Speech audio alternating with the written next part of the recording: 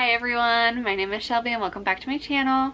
So today I have an exciting video for you.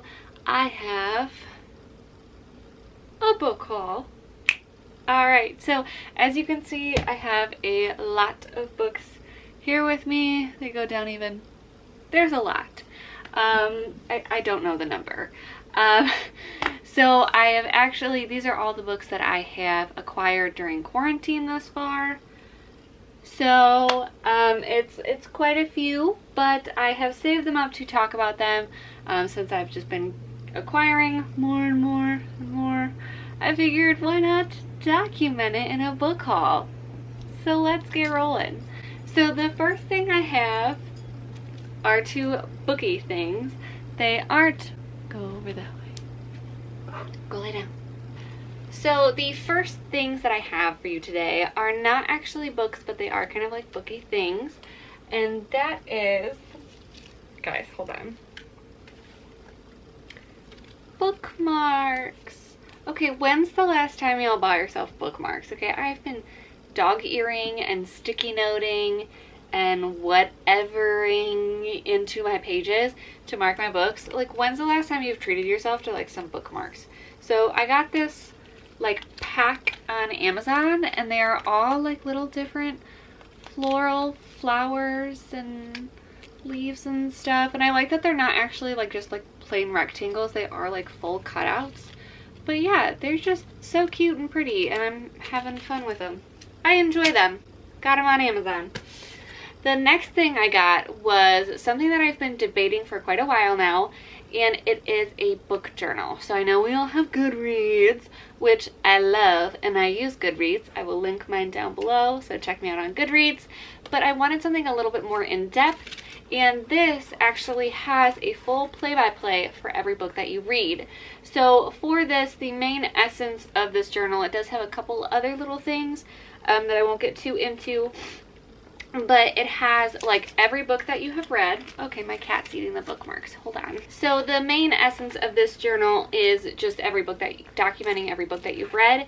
So it will have like the book title, who it's by, how long it is, the genre, how you discovered it, when and where you read it, any noteworthy experiences.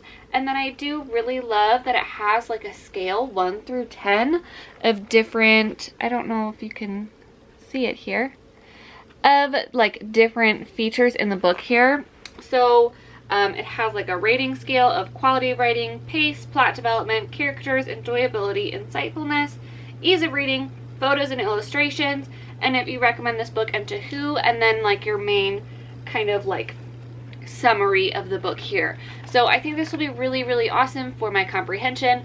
Hopefully I can keep up with it. It's a lot more in-depth than Goodreads and something that I think I would really enjoy looking back to in the future. And even if I don't look at it, I think just the act of actually physically writing it in a notebook will help me comprehend it better and remember. So looking forward to this. So the first books I have for you, we'll just go ahead and get started with the big pile. You know, bigger first, is Get a Life, Chloe Brown by Talia Hibbert. So this one has been trending all over BookTube and Bookstagram and, you know, everywhere. So super, super cute romance. Really excited to read this. And I believe that it does have a series coming in. So I think it's like Get a Clue, Danny Brown is the next one. And it just follows the sisters. So excited to pick this one up. The next one I have is Man's Search for a Meaning by Viktor Frankl. So this one was recommended by Eryn Brought a Book, so I will link her down below if you have not checked her out. She is a fantastic channel. You should definitely look at her videos. They're great. But this is a cat butt, sorry. So this is like a psychology, philosophy type book, all about the man's search for meaning, and I hear it is just, from what Eryn said on her channel, this should be like required reading for everyone. So I'm like really excited to get into that one. The next one I cannot believe I have not already read yet, and it is Fahrenheit 451. So I finally bought a copy. Really excited. Won't go into this too much. It is a classic. Most people have heard about it or read about it, but I have actually not read it and I can't believe it, so I need to get on it. Okay. The next stack. So this is like a giant stack. And I don't know what had me reminiscing. Maybe it's quarantine. Maybe it was Netflix. I don't know. But if any of you ever watched this show, or even better, read these books, you might enjoy this. So I was perusing on eBay and I found the whole set of the Gossip Girl series. So, in case anyone wants to reminisce on this trash and do like a buddy read where we read one every month, they're pretty short, and we can just reminisce on the obnoxious, ridiculous, unimaginable drama that happens in these books, let me know in the comments below. There's like 11 of them, so it'd be good for like a year's worth of buddy reads almost. Okay, moving on. So the next one I got is The City We Became by N.K. Jemisin. This is her latest fantasy novel about a contemporary New York where the city is alive. So I started it a little bit so far, and I'm doing it for a book club reading that's going to be in September. So I have a ways, so I've kind of been just slowly reading it since the book club isn't until September. So I'm kind of taking my time with it, so I'll let you know my thoughts on that at a later date. The next one I have is The Shining Girls by Lauren Bukes. This one I picked up randomly in the dollar store because it was $2. The cover was pretty, and I've seen it before, and I think it was a bestseller before at some point. I'm not sure. But it's supposed to be some sort of like criminal thriller mystery, I believe. But it's set in Chicago, which is close by to me. So it's not very often that a book is set in Illinois, because what's going on in Illinois, I guess, except for Chicago. But yeah, so excited to try my hand at that one. The next one I got is Writers and Lovers by Lily King. This sounded like a super cute romance. I believe she's kind of like going back and forth to two different guys or something, or she's a writer. I don't remember, but it sounded really cute, and the cover's cute. So I just love romances in the summer. I'm not really like a big romance person, but something about summertime, you just kind of want those light, fluffy romance reads. So I'm all about it. So speaking of romances, the next one I got is A Fire and Stars. This is, I think, a YA. I'm not sure. I'm pretty sure it's a YA. But it is a romance novel set between two princesses who fall in love, so it does have a female-female relationship. Sounds super cute. I don't know, little fantasy, horsey, girl-loving, princess-loving romance. And it sounded cute, and I think from what I actually heard, there is a second one in the series. So I'm excited to read that one as well. The next one I have is The Stand by Stephen King. If you guys know me, you know that I'm not really like a Stephen King person, but I'm trying to like try my hand on it and see like what the hype is all about, because he is like a, you know, famous like pillar author, so why not give it a go? But naturally, I accidentally chose his thickest novel. I was like, okay, this one sounds good. It's got a lot of good reviews. Sounds pretty cool, especially for our pandemic issue. And it happens to be his largest book. So I'm kind of intimidated. If you guys have read this and liked it and you think it's worth it, please let me know in the comments below, because I am like super nervous to dive into this one with it being so big and me not knowing if I'm gonna like it. So the next one I have is Father of Lions by Louise Callahan. So this is actually written by a journalist on a true story about the father of lions, who a man overseas during the wartime efforts sacrificed everything to sneak away and help feed and take care of a zoo that was like in his town that he worked at. So in his efforts to, it is all about his efforts to save the animals and save the zoo as a whole. So really excited for this nonfiction one. It sounds super, super good. I love picking up a nonfiction here and there, and this is one that I haven't actually really heard of before, so yeah. Next one. Okay. This one. Oh. So I've actually, now that I have it, I've been seeing it kind of trending around for Koreathon, and it is Anna K. It's an Anna Karenina retelling. This is a YA novel set in like, a contemporary like New York, and it sounds very like Crazy Rich Asians to me. I've been hearing it related to Gossip Girl, so I'm excited to see. I hear the like drama is ridiculous. So, you know, sometimes you need something that's just so preposterous and ridiculous to like read about.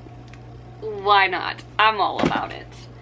The next one I have for you is The Romanovs by Simon Sebag Montefiore. I butchered that, but it's The Romanovs, and it is a book all about the Russian royalty from 1619 to 1918, right? No, 1613 to 1918, and it is like their whole lives of, you know, the royal Romanovs, which I'm pretty pumped about because for some reason I really like Russian literature. Why not?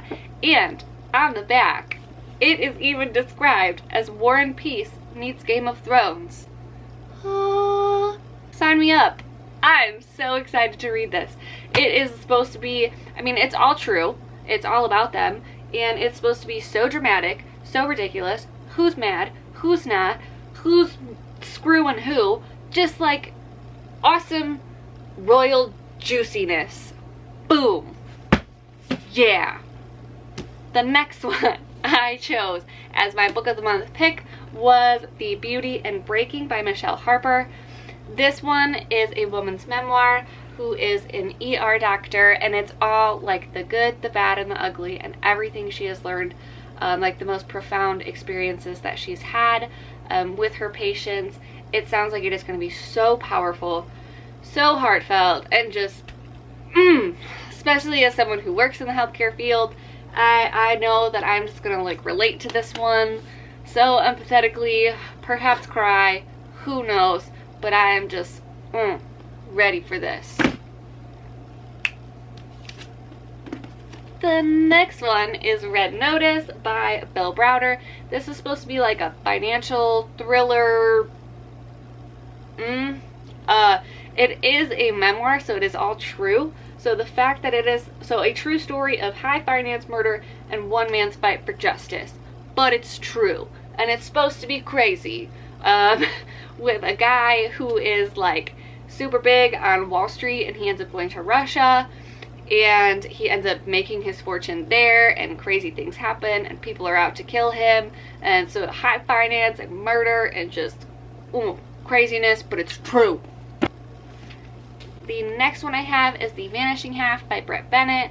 I have been hearing great things about this. This has just been buzzing everywhere via like the book of the month, and I am just so excited. It's all about two sisters who are identical, but they both are of color, and one ends up staying in the black community, and then one ends up going and marrying and pretending that she's white.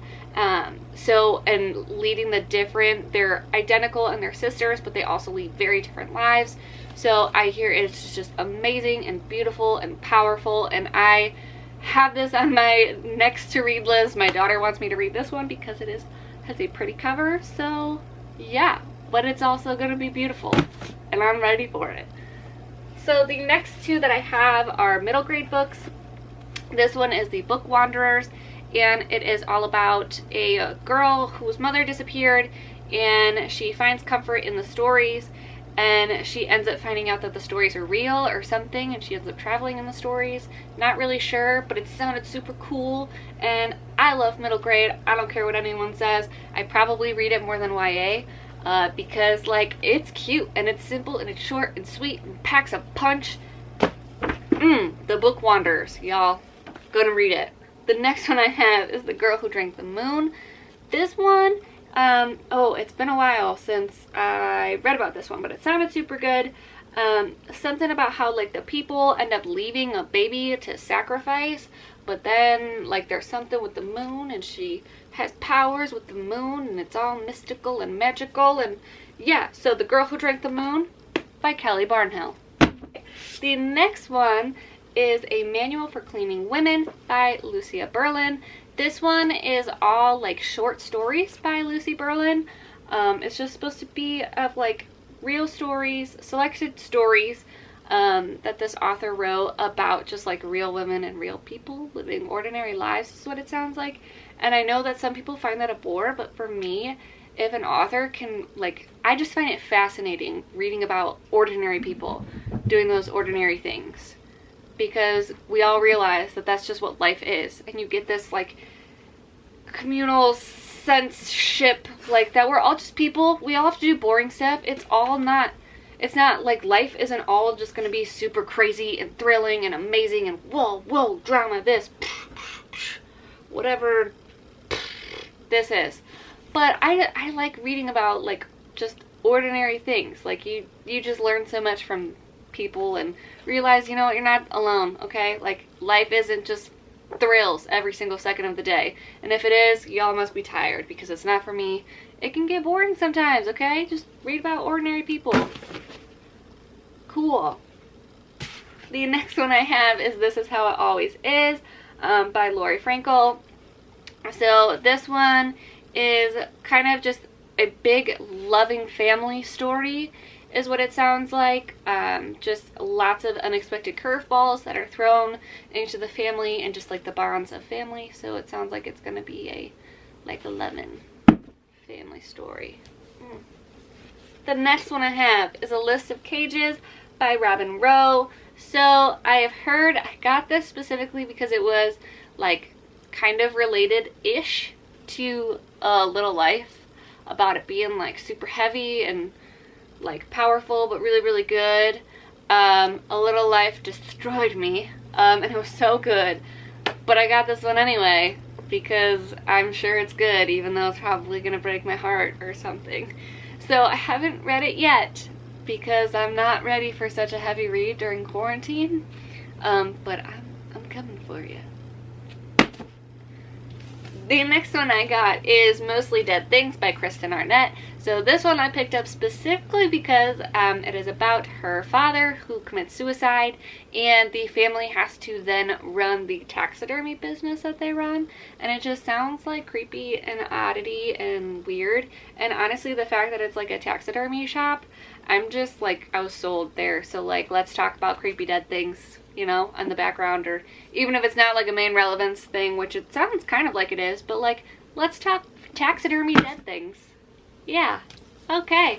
Next one I have is Prairie Fires, The American Dreams of Laura Ingalls Wilder. So this I have been reluctant to get, specifically because the Little House books have a place in my heart. And this is a biography done that has been pulled apart by all of like research findings of her life, that someone put of a biography of her life. Cool, get it together, Shelby. A biography of her life. But it's going to show that it wasn't just this like cutesy kid story. Even though the Little House was like, did show hardships, it did it in a more childhood like manner where they always pulled through and stuff. But really she did live a life of extreme hardship and poverty, and like I'm really excited and I want to learn more, but at the same time I don't want to ruin like my childhood books. I don't know, it's a weird balance. Probably gonna read it anyway, and we'll see what happens from it, because, you know, learning's fun. The next one I have is The Overstory by Richard Powers. So this one basically is described as like a fictional fable telling of how the world really is, but like a whole fictional world telling, but really that's like our real world, and like seeing the world in a different perspective, and like the true perspective, something kind of philosophical like that, but it's a fictional world paralleling our world. It sounded really cool. I'm hooked. I'm in. Let's read it. Okay, next one is The Brothers Karamazov by Fedor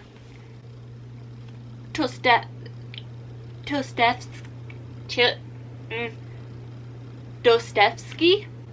I'm not like the best in pronunciation with Russian.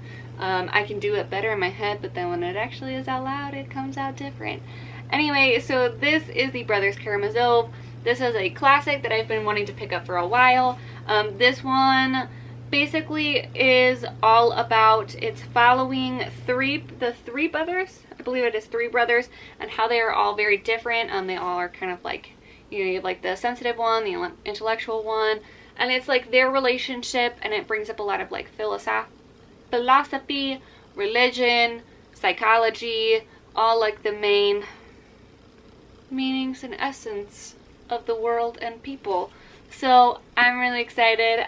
Like I said, I like Russian literature, so this has been a classic that's been on my radar for a while.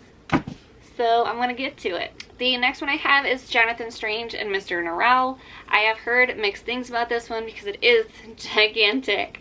But what it sounds, so the essence of this one is that it is in the early 1800s and there are no magicians left, but there ends up being these two magicians who like are enemies but then come together in the war, and like it's all about these two magicians and they're very different, and it sounds cool. It's a brick, but like I'm still probably gonna read it because I like big books and I cannot lie. Alright guys, so that wraps it up for my book haul. It's a lot of books. It's a mess because I've been throwing these books, so if you want to take a look at all these books on the floor. I'll clean that up later. Okay, so if you liked anything you see here, you want a buddy read, whatever, let me know what you think about this in the comments down below. If you have not already, please click the like button and subscribe, and I'll check you later.